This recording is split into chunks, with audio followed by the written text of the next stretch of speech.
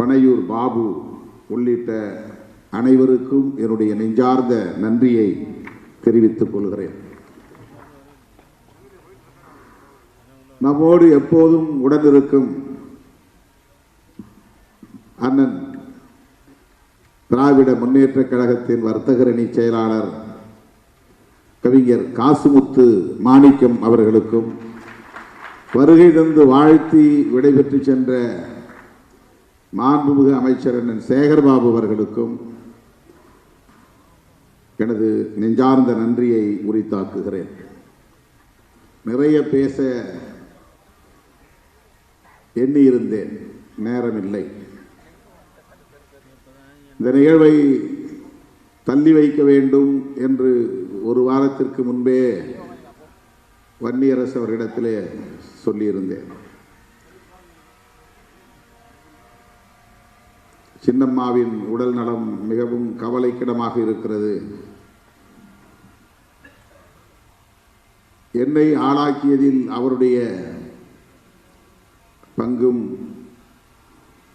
குறிப்பிடத்தக்கதாகும். அவர் என்னை பார்க்கிற போதெல்லாம் தலையை தடவி ஒரே ஒரு வார்த்தை தான் பேசுவார்.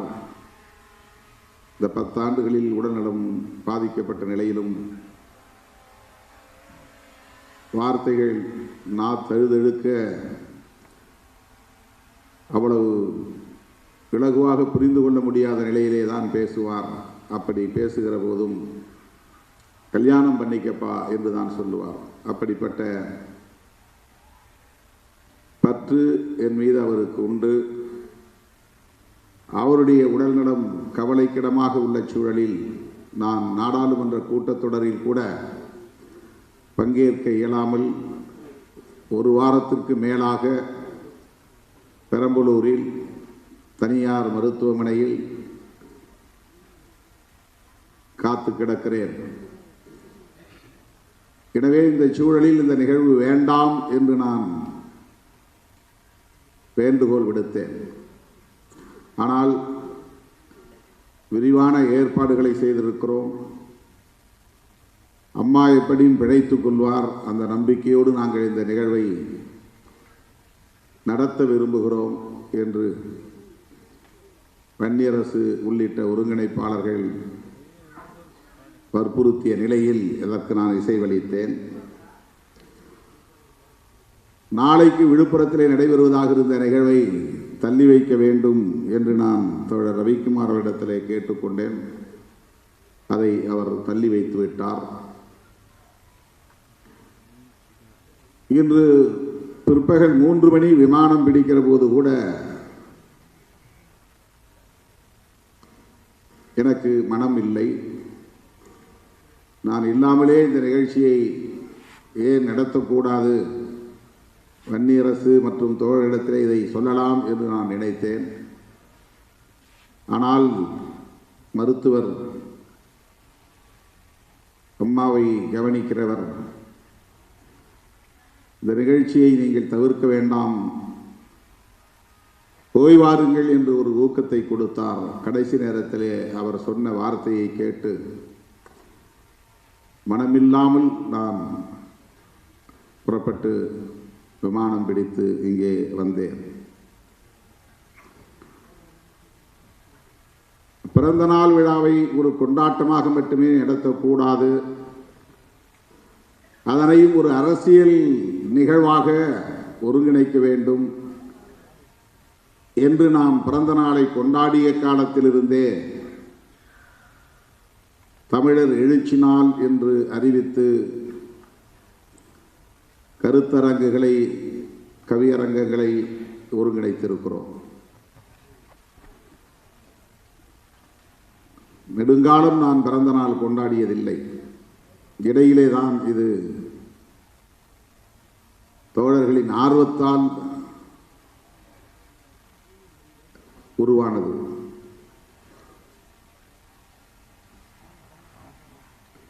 ஒவ்வொரு விழாவிலும் பல துறைகளை சார்ந்த ஆளுமைகள் வந்து இந்நிகழ்விலே பங்கேற்று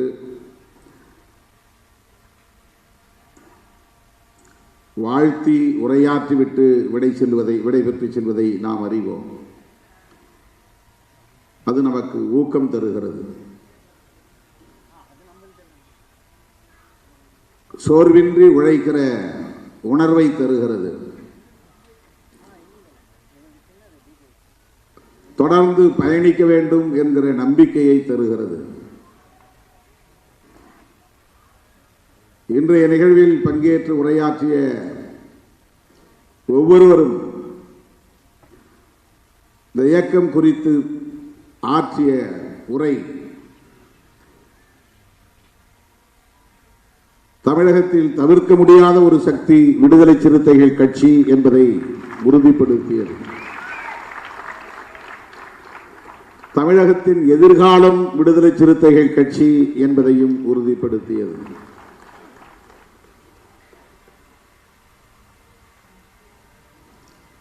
இந்த ஆண்டு மதச்சார்பின்மை காப்போம் என்பதை கருப்பொருளாக நாம் முன்னிறுத்தினோம். அதனை மையப்படுத்திய பலரும் இங்கே உரையாற்றியதை நாம் பார்த்தோம். ஓய்வு பெற்ற காவல்துறை அதிகாரி வனிதா அவர்கள்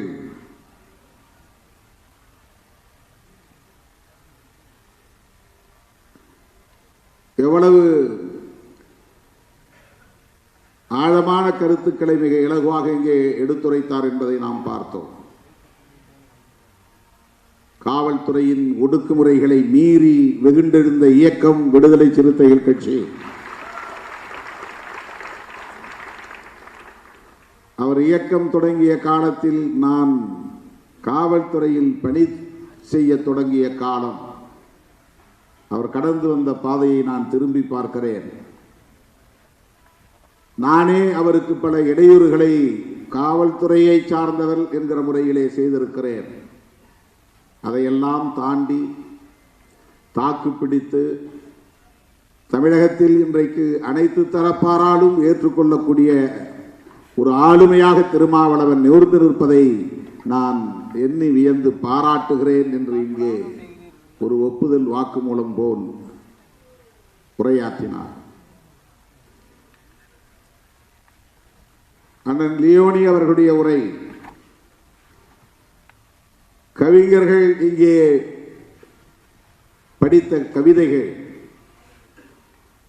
ஊடகவியலாளர்கள் நம்மிடையே எடுத்து வைத்த கருத்துக்கள், இவை முகத்துக்காக பேசியதல்ல, மேடைக்காக பேசியதல்ல, ஏதோ ஒரு உள்நோக்கத்திற்காக பேசியதல்ல. மனம் திறந்து பேசினார்கள், மனமாற பேசினார்கள். இதுதான் நம்மை பற்றிய மதிப்பீடு. எந்த தளத்தை தொட்டாலும் அங்கே சிறுத்தைகளின் பங்களிப்பு மகத்தானது. கருத்தியல் தளத்தில் இந்த இயக்கம் ஆற்றியிருக்கிற பங்களிப்பு மகத்தானது. தமிழ்நாட்டு அரசியலில் பல முன்னெடுப்புகளை எடுத்திருக்கிற ஒரு இயக்கம் விடுதலை சிறுத்தைகள் கட்சி. இப்படி இங்கே பங்கேற்ற ஒவ்வொருவரும் உளமாற கருத்துக்களை எடுத்துரைத்திருக்கிறார்கள். இது நமக்கு மேலும் தீவிரமாக செயல்பட வேண்டும்,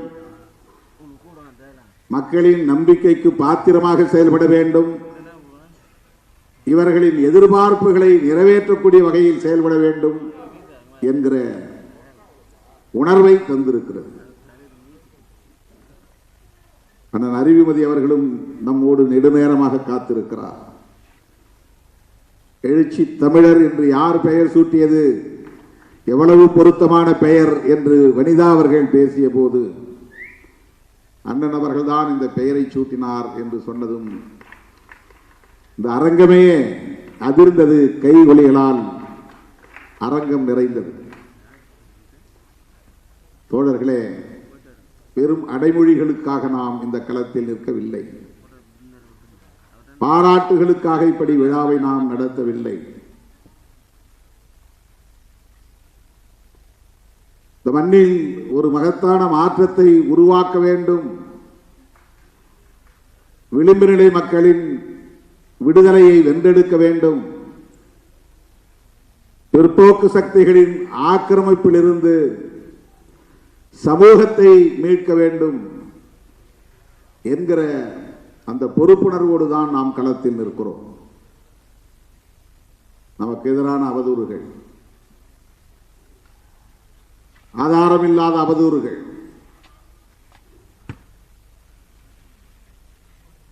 இரட்டை இலை கெஞ்சியது, ஆனால் அதை நீங்கள் பொருட்படுத்தவில்லை. ஏனென்றால் உங்கள் உதிரத்தில் இரட்டைமலை ஓடுகிறது என்று கவிஞர் விவேகா சொன்னார். அவருடைய பொருள் அதிமுக எடுத்த முயற்சிக்கு நாம் பணியவில்லை என்பதல்ல, உடன்படவில்லை என்பதல்ல பொருள். கொள்கை பிடிப்போடு இருக்கிறோம் என்பதுதான் அதனுடைய பொருள்.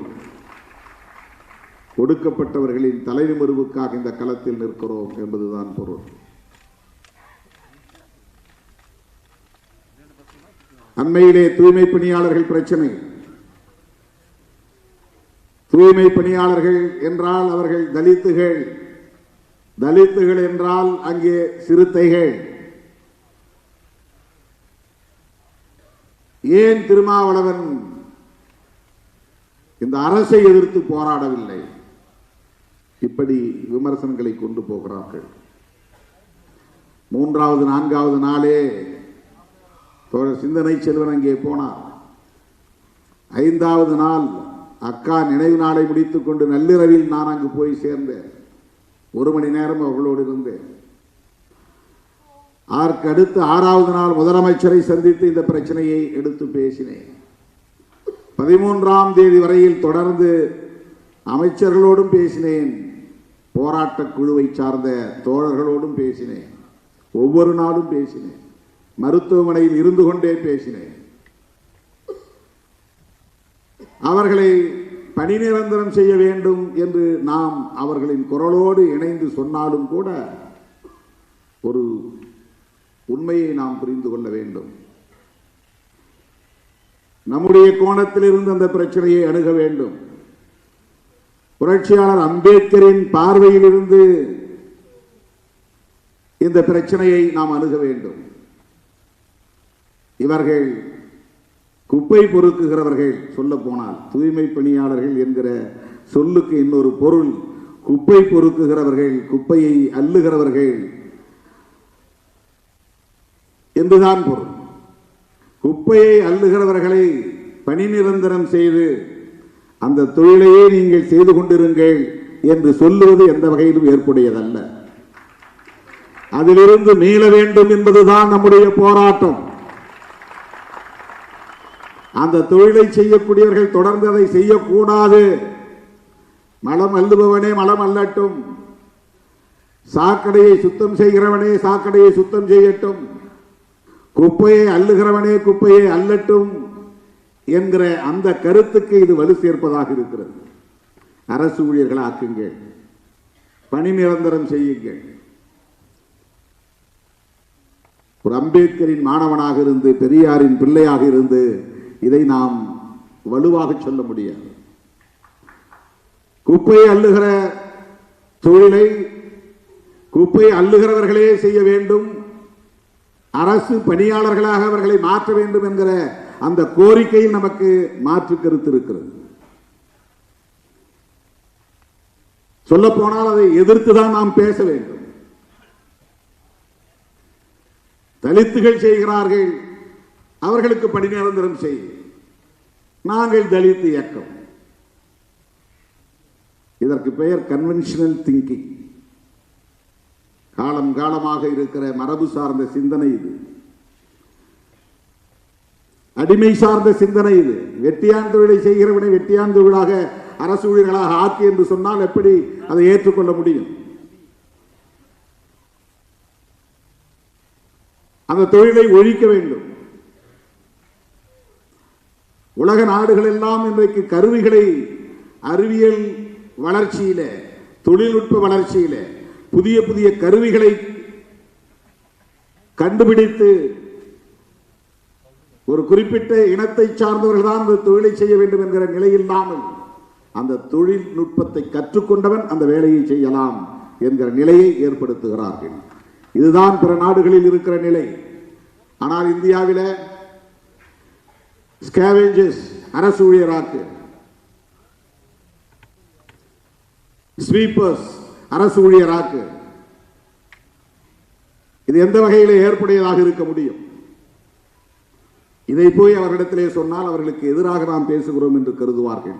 அதனால்தான் சேர்ந்து நாமும் பணி நிரந்தரம் செய்யுங்கள் என்று சொல்ல நேர்ந்தது.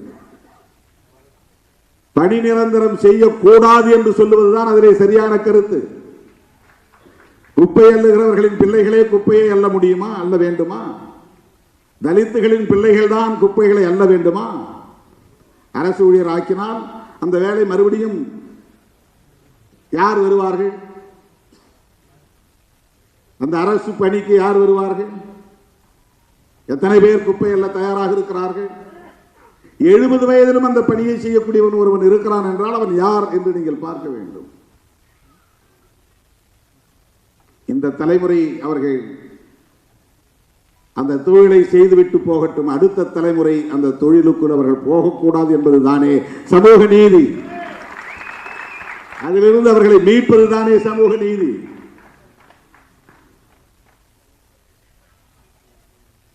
தொழில்நுட்பத்தில் வளர்ச்சியடைந்த நாடுகளுக்கு இது போன்ற சிக்கல்கள் இல்லை. எதையோ வளர்க்க துடிக்கிற இந்த ஆட்சியாளர்கள் இந்த நாட்டை உலக வல்லரசுகளில் ஒன்றாக மாற்ற வேண்டும் என்று துடிக்கிறவர்கள் இன்னும் ரயில் நிலையங்களில் கையால் மலம் மல்லுகிற மலம் மல்லும் தொழிலாளர்கள் லட்சக்கணக்கானோர் இருக்கிறார்கள். மலம் மல்லும் தொழிலாளர்கள் யார்? அவங்கெல்லாம் கஷ்டப்படுறாங்க, அதனால் அவங்கெல்லாம் அரசு ஊழியராக்குங்க, அவங்களுக்கு சம்பளத்தை கூட்டுங்க, பென்ஷன் கொடுங்க என்று நாம் சொல்ல முடியுமா? குப்பை அள்ளுகிறவர்களை அப்படியே குப்பை அள்ளட்டும், அவர்களை அரசு ஊழியர்களாக்குங்கள், அவர்களுக்கு பென்ஷன் கொடுங்கள் என்று நாம் சொல்ல முடியுமா? ஆக தலித்துகள் பிரச்சனை என்றால் திருமாவளவன் தான் பேச வேண்டும் என்று சொல்லுகிற அந்த புத்தியே ஒரு சாதி புத்தி. அது வேங்கவேல் பிரச்சனை என்றால் திருமாவளவன் தான் பேச வேண்டும் என்று சொல்லுகிற புத்தியே சாதி புத்தி. அது ஏன் அதிமுக பேசக்கூடாது? வேங்கவேல் பிரச்சனை மக்கள் பிரச்சனை இல்லையா? அதிமுகவுக்கு அதில் பொறுப்பு இல்லையா? வேற கட்சிகள் பேசக்கூடாதா? எல்லோரும் பேச வேண்டுமா இல்லையா?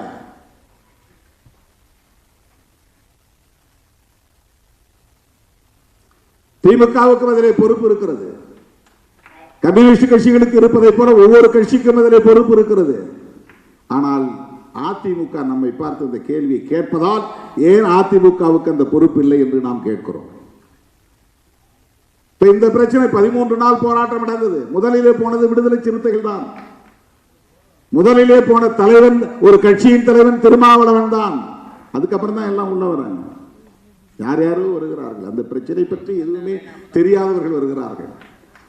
ஒன்று திருமாவளவனை சாட வேண்டும், அல்லது திருமாவளவன் இடம்பெற்று இருக்கிற கூட்டணியை சாட வேண்டும். அதுதான் அவர்களின் நோக்கம். அவர்களுக்கு நீதி கிடைக்க வேண்டும் என்பதல்ல.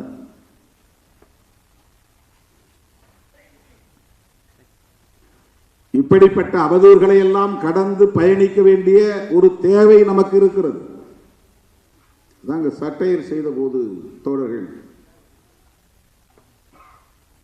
எல்லாவற்றுக்கும் திருமாவளவனை விமர்சிக்கிறார்கள், அதற்கு இதுதான் காரணம் என்று விளக்கினார்கள்.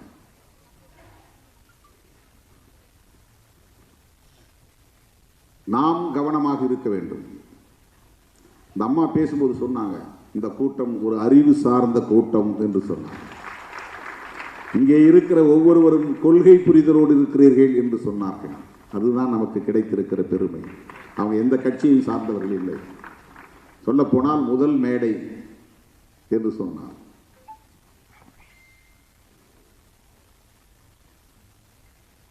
திட்டமிட்டு அவதூறு பரப்புகிறவர்கள், விடுதலை சிறுத்தைகள் கட்சியின் மீது அபாண்ட பழிகளை சுமத்துகிறவர்கள் என்ன நோக்கத்திற்காக செய்கிறார்கள் என்கிற தெளிவு நமக்கு தேவை. அந்த தெளிவு இருந்தால் நாம் அதற்காக எந்த எதிர்வினையும் ஆற்றாமல் உறுதிப்பாட்டோடு தொடர்ந்து இயங்க முடியும். அதுதான் உங்களுக்கு நான் விடுக்கிற வேண்டுகோள். தேர்தல் நேரத்தில் நாம் எடுக்கிற முடிவுகள் எதுவாகவும் இருக்கட்டும், ஆனால் அந்த முடிவும் கூட சமூக நீதிக்கு ஆபத்து ஏற்படாத வகையிலே இருக்க வேண்டும் என்கிற தெளிவு நமக்கு உண்டு. இன்றைக்கு வாக்குரிமையை பறிக்கிற முயற்சியில் பாஜக ஈடுபட்டு வருகிறது. பீகாரிலே நடந்திருக்கிற தில்லுமுள்ளு சாதாரணமானதல்ல. பிறப்பு சான்றிதழ் கேட்கிறார்கள். வாக்காளராக ஒருவன் தன்னை உறுதிப்படுத்திக் கொள்ள வேண்டுமானால், ஓட்டர் என்பதை பதிவு செய்ய வேண்டுமானால், உன்னுடைய பெற்றோருடைய பிறப்பு சான்றிதழ், பர்த் சர்டிபிகேட். ஆதார் கார்டு கிடையாது. ஆதார் கார்டு காட்டினா ஏற்றுக்கொள்ள முடியாது. ரேஷன் கார்டு ஏற்றுக்கொள்ள முடியாது. ஏற்கனவே இருக்கிற ஓட்டர் லிஸ்ட்ல என் பேர் இருக்கு, ஏற்றுக்கொள்ள முடியாது. வேற என்ன ஆதாரம் தேவை? பர்த் சர்டிபிகேட் வேணும். சொத்து வரி கட்டினதற்கான சான்று வேணும். நீ இந்த நாட்டின் குடிமகன் தானா என்பதை உறுதிப்படுத்துவதற்கு இதையெல்லாம் கேட்கிறார்கள். என்ஆர்சியிலே இது கேட்கப்படுகிறது. அதுதான் அங்கே இருக்கிற கிரைட்டீரியா. இப்படி 65 லட்சம் பேரை பீகாருடைய வாக்காளர் பட்டியலில் இருந்து நீக்கிவிட்டு அவர்களுக்கு வேண்டியவர்களை சேர்த்திருக்கிறார்கள். அதற்கு எந்த ஆதாரமும் தேவையில்லை. இது எவ்வளவு பெரிய ஆபத்து! எப்படி இவர்களிடமிருந்து இந்த நாட்டை நாம் காப்பாற்றப் போகிறோம்? இந்த நாடாளுமன்ற ஜனநாயகத்தை பயன்படுத்தி வாக்குகளை திருடுகிற கும்பல், வாக்கு திருட்டு கும்பல், அவர்களை பற்றி இங்கே யாரும் விமர்சிப்பதில்லை. திருமாவளவன் என்ன செய்யறான்? 2 சீட்டுக்காக போய் அங்கே நிற்கிறான். அது எங்க விருப்பம். நாங்கள் முடிவு செய்கிறோம். எத்தனை இடங்கள் தேவை என்பதை நாங்கள் முடிவு செய்கிறோம். நீ யார்? எந்த கூட்டணியிலே இடம்பெற வேண்டும் என்பதை நாங்கள் முடிவு செய்கிறோம். எங்களை பற்றிய மதிப்பீடு எங்களுக்கு தெரியும். எங்களுடைய அரசியல் நகர்வுகளை நாங்கள் தான் தீர்மானிக்க முடியும். யாரோ உணர்ச்சி வயப்படுவதற்காக தீர்மானிக்க முடியாது. 2 சீட்டுக்காக இங்கே ஏன் நிற்க வேண்டும்? 20 சீட்டு எடப்பாடி தருவார்கள் என்று யூடியூபிலே பேசுகிறார்கள். உங்களுக்கு ஏதாவது மண்டையிலே இருக்கிறதா? 20 சீட்டு கிடைக்கும் என்றால் நான் அங்கேதானே போக வேண்டும். இடம்தான் முக்கியம், பதவிதான் முக்கியம், பரிசுதான் முக்கியம், பொருளாதாரம் தான் முக்கியம், அதிகாரம் அதுதான் முக்கியம் என்று நான் முடிவெடுப்பதாக இருந்தால் 2 வேணான்ட்டு 20க்கு போகணும். நான் ஏன் போகல? ஏன் போகவில்லை? யார் என்னை தடுப்பது? யார் என்னை கட்டாயப்படுத்துவது போகக்கூடாது என்று? அப்படி யாரும் செய்ய முடியாது. அதுதான் பிரச்சனை. யாராலும் வளைக்க முடியாது, யாராலும் விலை பேச முடியாது, யாராலும் மதிப்பீடு செய்யவும் முடியாது. அதுதான் பிரச்சனை. நீங்க நினைக்கிற சராசரி நபர்கள் அல்ல நாங்கள்.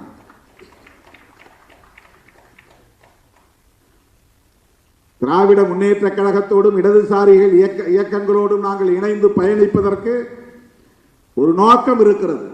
அந்த நோக்கம் வேறொன்றும் இல்லை. நாங்கள் அம்பேத்கரின் பிள்ளைகள், பெரியாரின் பிள்ளைகள் என்கிற அந்த வளர்ப்பு முறைதான், அந்த கருத்தியல் தான் காரணம், வேறொன்றும் இல்லை.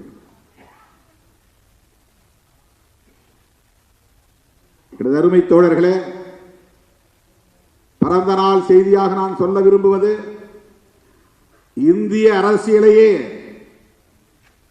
மதசார்பு சக்திகள் ஒரு புறம், மதசார்பற்ற சக்திகள் இன்னொரு புறம் என்று நாம் கூர்மைப்படுத்த வேண்டியிருக்கிறது. இன்னும் கூர்மைப்படுத்த வேண்டியிருக்கிறது. வெறும் கட்சி கூட்டணி என்று அல்ல. இது திமுக கூட்டணி, இது அதிமுக கூட்டணி என்றல்ல. இது மதசார்பு கூட்டணி, இது மதசார்பற்ற கூட்டணி. இதுதான் இந்தியா முழுவதும் இருக்கிற முக்கியமான அரசியல். அப்போதுதான் அவர்களை தனிமைப்படுத்த முடியும். எண்ணற்ற பல முரண்பாடுகள் இருக்கலாம், பிரச்சனைகள் இருக்கலாம்.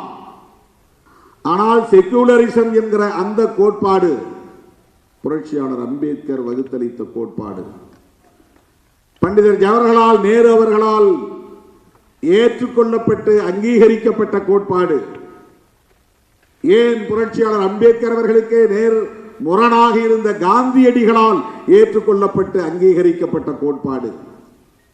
அதிதீவிர இந்துத்துவ சக்திகளுக்கு துணையாக இருந்த பல தலைவர்கள், பட்டேல் உட்பட ஏற்றுக்கொள்ளப்பட்ட கோட்பாடு. இந்திரா காந்தி அம்மையார் அவர்களால் திருத்தம் கொண்டு வரப்பட்டு முகப்புறையிலே செக்குலர் என்ற சொல் இணைக்கப்பட்ட நிலையிலே இந்திரா காந்தி அம்மையாரால் ஏற்றுக்கொள்ளப்பட்ட கோட்பாடு. ராஜீவ் காந்தி அவர்களாலும் இன்றைக்கு ராகுல் காந்தி அவர்களாலும் செக்குலரிசம் என்கிற கோட்பாடு இந்த தேசத்தின் முதன்மையான கோட்பாடு என்று ஏற்றுக்கொள்ளப்பட்டிருக்கிற ஒரு சூழலில் நாம் காங்கிரசும் இடம்பெறுகிற இந்தியா கூட்டணியில் இடம்பெறுகிறோம். இதுதான் நாம் இந்த அணியிலே இருக்கிறோம் என்பதற்கான காரணம். காங்கிரசோடு நமக்கு முரண்பாடுகள் இருக்கலாம். ஆனால் தேசத்தை பாதுகாப்பதற்கு புரட்சியாளர் அம்பேத்கர் முன்மொழிந்த மதச்சார்பின்மை என்கிற கோட்பாட்டில் இன்றைக்கு உறுதியாக நிற்கிற இயக்கம் காங்கிரஸ். எனவேதான் காங்கிரஸ் தலைமையில் இந்தியா கூட்டணியில் நாம் இடம்பெற்றிருக்கிறோம். மதச்சார்பின்மை காப்போம் என்பது வெறும் ஒரு நிகழ்வுக்கான அரசியல் முழக்கம் அல்ல. நாம் அடுத்தடுத்து எடுத்து செல்ல வேண்டிய களங்களை அமைப்பதற்கான முழக்கம். அடுத்தடுத்து நாம் தேர்தல் அரசியல் களத்தில் மேற்கொள்ள வேண்டிய நகர்வுகளுக்கான ஒரு முழக்கம் அது.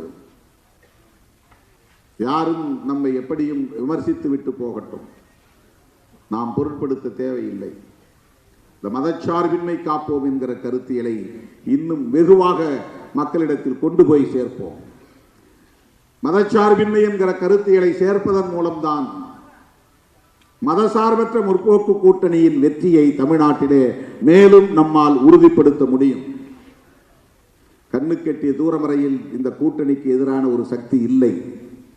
அவர்கள் அவதூறு பரப்பி கூட்டணியை சிதைக்க பார்க்கிறார்கள். சிறுத்தைகள் ஒருபோதும் உணர்ச்சி வயப்படக்கூடாது. சமூக வலைத்தளங்களில் மனம் போல் எதையும் எழுதிவிடக்கூடாது. எம்ஜிஆர் அவர்களை பற்றியும் ஜெயலலிதா அம்மையார் அவர்களை பற்றியும் நான் தனிநபர் அடிப்படையிலே விமர்சிக்கவில்லை. திராவிட இயக்கங்களை எப்படி குறிவைத்து சனாதன சக்திகள் கடந்த காலங்களில் காய் நகர்த்தி இருக்கிறார்கள் என்கிற போது திமுகவுக்கும் அதிமுகவுக்கும் இடையிலான ஒரு வேறுபாட்டை நான் சொல்ல வேண்டிய ஒரு நிர்பந்தம்.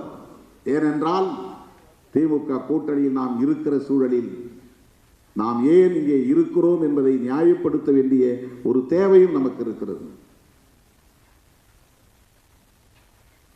அதிமுக எம்ஜிஆர் காலத்திலும் ஜெயலலிதா அம்மையார் காலத்திலும் எடுத்த நிலைப்பாடுகள், கொண்டு வந்த சட்டங்கள், பிறகு மாற்றிக்கொண்ட நிலைப்பாடுகள், இவை எல்லாவற்றையும் கருத்தில் கொண்டுதான் அந்த இயக்கத்தில் சனாதன சக்திகளின் ஊடுருவல் இருந்தது என்று சொல்ல நான் துணிந்தேன். இது எல்லோரும் ஏற்கனவே சொன்ன விமர்சனம் தான், நான் ஒன்றும் புதிதாக சொல்லவில்லை. அண்ணாவையும் எம்ஜிஆரையும் ஜெயலலிதா அவர்களையும் பாஜகக்காரர்கள் எப்படியெல்லாம் விமர்சிக்கிறார்கள், ஆனால் அவர்கள் மீது இவர்களின் கோபம் திரும்பவில்லை. பலமுறை நான் எம்ஜிஆர் அவர்களை பாராட்டி இருக்கிறேன். புரட்சி தலைவர் என்கிற ஒற்றை சொல்லுக்கு ஒரே ஒரு திட்டம் சான்றாக இருக்கிறது. காலம் காலமாக இருந்த கர்ணம் முன்சி பதவியை தூக்கி எறிந்துவிட்டு வில்லேஜ் அட்மினிஸ்ட்ரேட்டிவ் ஆபீசர் என்கிற ஒரு திட்டத்தை கொண்டு வந்ததற்காகவே அவரை புரட்சி தலைவர் என்று சொல்லலாம் என்று நான் சொல்லி இருக்கிறேன்.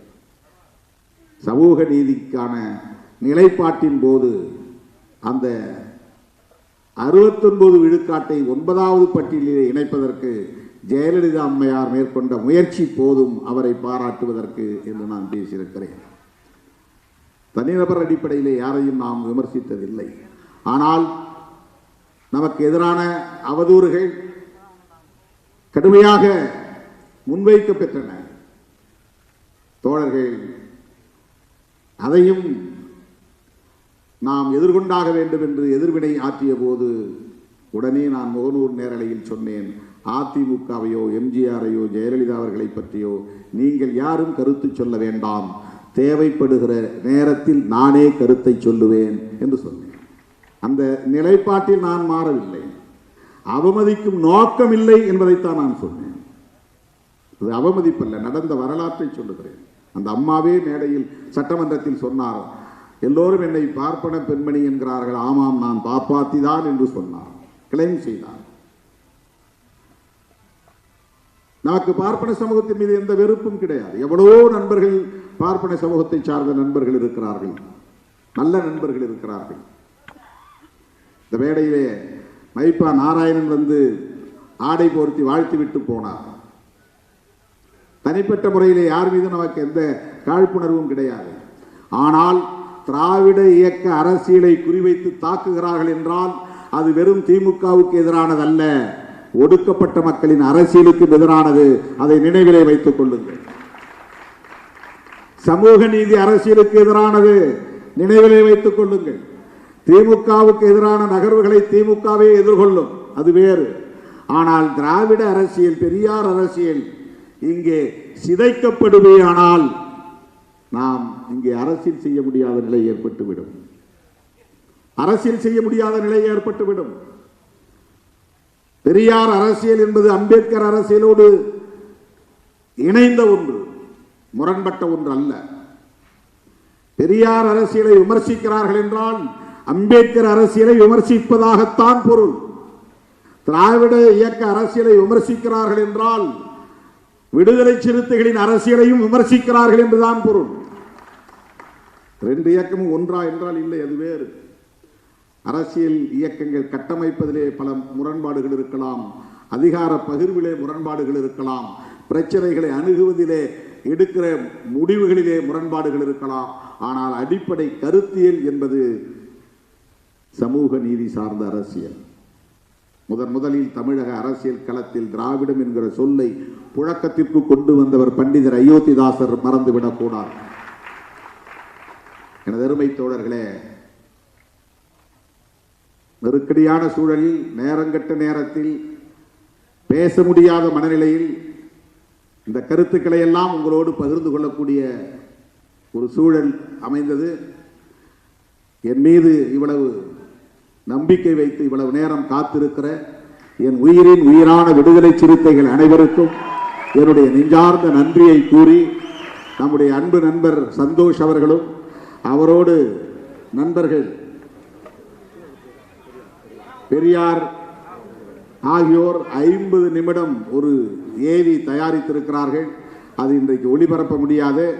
ஒரு நாள் அதற்காக தனி அரங்கத்தை பிடித்து அந்த ஏவி, அதாவது ஆடியோ வீடியோ காட்சி காணொளி ஒளிபரப்பப்படும் என்பதை சொல்லி சந்தோஷ் அவர்கள் பொறுத்தருள வேண்டும் என்று கேட்டு, எனக்கு பிறந்த நாள் வாழ்த்துக்களை கூறியிருக்கிற உங்கள் அனைவருக்கும் என்னுடைய நெஞ்சார்ந்த நன்றியை கூறி முடிக்கிறேன்.